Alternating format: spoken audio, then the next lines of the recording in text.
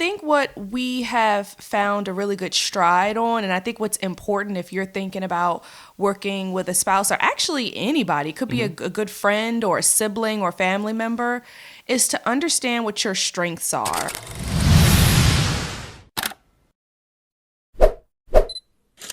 All right, good people, welcome to another episode of Goings on the Record. In today's episode, we are going to talk all things about husband and wife in business. I know a lot of folks have been wondering, like, how do y'all do it? Because some people say, I can't work with my spouse and I can't do this. So today's episode, we want to go all into things of how we run the business together successfully as a married couple. It's hard. Where do we start with this thing? It's always the hardest part because there's so many pieces of this that has to run and make a business run while also not burning out a relationship. It really is. I'll never forget when we were first thinking about me making the shift to full-time. We were talking with our financial advisor. Shout out to Randy. Shout out to Randy. And he had experience working with his wife before. And one of the things that he told us or he recommended was that we needed to have balance. Yeah. And so work was work, home was home. It's hard because they intersect. They really do. You can't help it. You know, sometimes we're on date night and then it's like, wait, are we in a business meeting? Yeah. But to have that intentional time for your personal life as well as a business and making sure that it's not all business all the time. Yeah, I think that worked well. And I think now, too, even thinking more about it, that you kind of have to figure out what's the balance like for your particular situation. Because there's some people who work fine where like work and, business and personal, they blend it all the time. Whereas some folks might need a separation. Like, look, at 5 o'clock, I'm no longer in business mode. I'm in home mode. So I think it's partly finding out what works best for your situation. We've worked together just on other things and worked pretty well together. So it's kind of some of that's transferred over into the business side. I think what we have found a really good stride on, and I think what's important if you're thinking about working with a spouse or actually anybody, could be a good friend or a sibling or family member, is to understand what your strengths are. And so we know that we each have strengths and we have limitations. And so what we try to do is we try to play off each other's strengths. Where I'm strong, that's where I'll take the lead. Where he's strong, that's where he'll take the lead. But understanding that you can't be good at everything, you can't be perfect at everything. And so the things that he may not be as strong on, I take, and vice versa. And so there's like this harmony that we've built, and we kind of have our own lanes.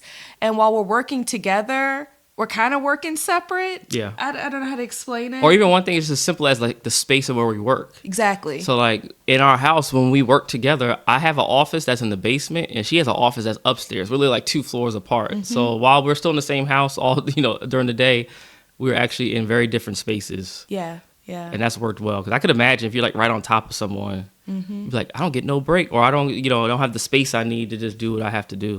We also understand that we tend to work in different environments or conditions. What I mean by that is he prefers to work with like music that has no words. Because a lot of time, again, playing off what his strengths are, he's doing a lot of writing and he doesn't want to jumble his thoughts. So he's either working in quiet or he's working with like instrumental music. Whereas I'm more so on the planning, the operation side, etc. So I've got my iPad set up. I'm watching Netflix while I'm working. I can work that way. Yeah, she's watching like my 600-pound life and stuff. Like, how are you watching this? Or Hoarders? I'm like, how are you watching this? I love those. I can't do it. I love those TLC shows. I really do. But they're shows that I can look over and pay attention, but if I stop and I'm working, it's just going on in the background, and it doesn't matter. It's not requiring me to really like pay attention. Yeah, and then like I said, for us, before Renee was full time, like I was just used to this. If we needed something, we just buy it for the business. And like when you got partner, it's like, wait a minute, let's actually look at this, because she was responsible for our really growth on the income side. Was like, look, let's actually scale this back so that we can really grow this thing out. And so just being mindful of like how you think and how your partner thinks is really important to consider. Because I think for me, I'm always the one like, all right, this is the vision we got coming ahead. And she be like, now, wait a minute. We're not ready for that. But usually about 6 to 8 months down the road, you come back around to it. I do come around. I do come around. And it's never that I don't see the vision as well. Yeah. But the timing matters. Yes, all about timing. And so I think that that's key. 'Cause I'm trying to do it right now. And she's like, nah, I want to do it, but maybe not right now. And so we always like figuring out, all right, what's the best route? And it's usually better. She's always right to hold off on whatever we're trying to put in place. Because it does work out when we have more time to kind of think it through. Because there's some key components that go to like launching different initiatives or projects. Instead of running in head first, I'm the person that I'm the planner. You know, I have the spreadsheets, I've got the CRM, I've got the system. I'm like, okay, I have to see it. I have to see it mapped out. It has to make sense, logical sense, financial sense. It has to check all the boxes. That's just the way my mind works. And then we can move forward. Figuring out the details later, that is just definitely not my style. And I think one of the things, actually, I think about it when we were putting together, what's the paperwork for your bit? The articles of, what do you call it? You're talking about the, oh my gosh, now I'm yeah, I'm running your document you need for your business to outline what are the roles and responsibilities and of the owners of the business and who does what happens when, who owns what percentage. All those things are mapped out. Again, I can't remember for whatever reason remember the name of this document. And it's gonna bother me. It's gonna really bother me. We're in real time, so I gotta find this. I don't know why I just can't think of it. It just slipped my operation agreement. Yeah, there we go. Operation agreement. And so when we were putting that together, that was a time that we had a chance to really think through, all right, how does this look? What does this look like? Thinking through, even I remember, I think it was something around expenses. What is the threshold of expenses where you can pay for something from the business without having to consult the other person? I think some of those things are important. I think Very that's really important. helpful. Very important. And if you don't hash them out, can create conflict down the road. And so it's really good to have that clarity and understanding. And I think another thing that has worked for us that we incorporate just in our personal lives that we transfer over to the business, but shout out to Randy for this idea, is to have what we call like our family meeting once a week. And we do that on the family side, on personal items, but also on the business. So we meet weekly to talk about what's going on. It's imperative because, prior to me coming to work for the business full time, working outside the home, sometimes we were like two ships passing in the night. And, I know there are folks out there that have more kids and have a lot of stuff going on, but there were little small things that we were missing, falling between the cracks that should not have. And so working with our financial advisor, he's like, you guys need to be setting some intentional time. Your household is like a business. You need to be in the business of making sure that things are working well within your home, making sure your kid's good and a schedule and your budget and your goals, all those things, has to have some intentional time set aside where you're discussing them, you're tracking them, etc. And so a couple years ago, it was around the time maybe that Leah was born, maybe a little after, we started implementing weekly meetings where we would come together just on our household and go over bills, budget, who's doing what, who's picking Leah up, who's going where, when's family coming over, who's picking up the dry cleaning, etc. And just setting out that intentional time made our lives a whole lot better. And so now that we work together, it's even more imperative that we meet still for our home. And there's some delineation there. But we also, every week, we meet and we talk about business. There is a structured agenda. There are certain things that are standing agenda items that we go over. And then there's certain things that we set up side meetings for to discuss.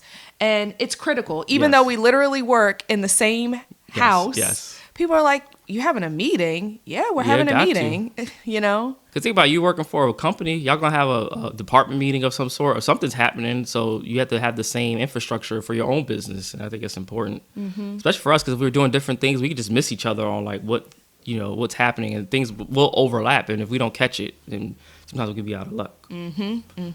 And so, with that, as we've been working together, some people might say there's downsides to this thing, right? So from your lens, what might be downsides people have to consider when being a partner or spouse is working together in the business? That's a good point. From our own experience, I was going to say I can't really think of one, but no, I thought of one. Let's say that disagreements happen. Yep. They happen in personal life, marriage, and they happen in the workplace. One is that you may have a disagreement, let's say, as you're working through something with the business, and sometimes those feelings or whatever you're going through there can filter in to impact, stuff that you have in your personal life. So it's important to make sure that you squash it or you handle it as quickly as possible. Let me give you an example. There was one particular time where, since I do a lot of like sales and business development, we kind of, I guess not wires get crossed, but we kind of work together when we put together like proposals and presentations, because he's going to be the one that's delivering it, but I'm kind of the one that's developing it. And so we were putting together, I had a call with a prospect, and I kind of understood really what the scope was. I had notes, the tenor, the cadence of the conversation. I knew what that person was looking for, but I was having a hard time really kind of dictating that to Ramon. Yeah. And so we're in a meeting and we're talking about what we're going to present, and he's coming up with these ideas. I'm like, nope, that's not it. Nope, that's not it. For like an hour. For like an hour. And I can see he's a very, very, very patient man. Well, he's losing his patience. I could tell. I'm like, I know she's saying something. I know one of these things is what she's trying to get at, but we ain't getting there yet. No, and I could tell. I said, I can tell you're growing a little bit frustrated with me. And I said, I'm sorry. Let me try to approach this a different way. Ultimately, we got there where we needed to be. And I was like, this was perfect. It was exactly what the client was looking for. But in that moment, once we kind of figured things out, I kind of was like, hey, are you good? I wasn't meaning to say that your ideas were bad or whatever. I just wanted to make sure that we were giving the client what they were looking for. And my bad, because it was very hard for me to kind of verbalize, because this particular client had some nuances around their program, et cetera.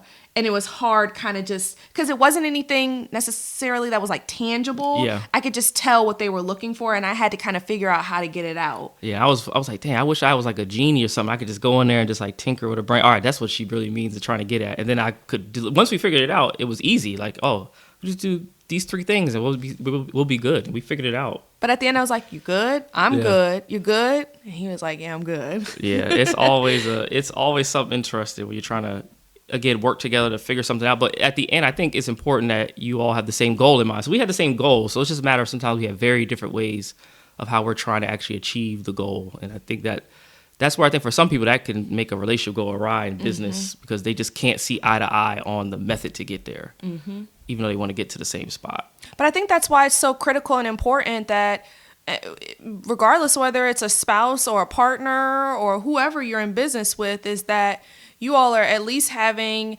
a quarterly planning meeting. You're setting goals at the beginning of whatever your business year is or the top of the year, making sure that you all are aligned in what you're trying to accomplish, whether it be revenue goals or metrics, et cetera. And then you're checking in with one another quarterly to figure out how are we tracking, how are we pacing, what are we doing, what needs to be tweaked, and who's going to be doing what, just to make sure that you're always on the same page. It's really important. And then we learn too by doing this way and having these consistent times to, chat with each other that we're not being we're being proactive instead of reactive to things that happen. I think on the past episode we talked about how we had a launch that we generated $0 from the launch, and like how the heck do we bounce back from that? But from that we recognized, we got to do things different, and then we met to try to figure out, we have to have a better cadence of how we meet and how we plan out sales and operations for the company. And that was that's really helped us over the last year to really grow what we've been doing. It really has. And so what would you say, I'm trying to think of other things that folks have been asking about. We have some other questions that people are considering as they're working together. I think everybody's dynamic is different. We kind of have, again, we're very different in how we approach things. So I think that works to our advantage. So I could imagine if we were very much alike and how that would turn out. It may not be actually the best in this situation. And then, do you find that there are any misconceptions people might have about working with their spouse? That it's going to be easy all the time. It's just going to be like, oh, like how we normally do in everyday life, but just doing business together. That it's going to be easy. I honestly can say from our own experience, when I think about the experience overall, I can say it hasn't been hard. But there definitely, some times where like it's been a little trying. But, like with anybody, you figure it out, you figure out how to get over the obstacles. The obstacles have never been that big. Yeah. But it's just having that mutual respect and understanding and making sure you all are on the same track. And always, again, coming back to why are we doing this? Yeah. What are we doing?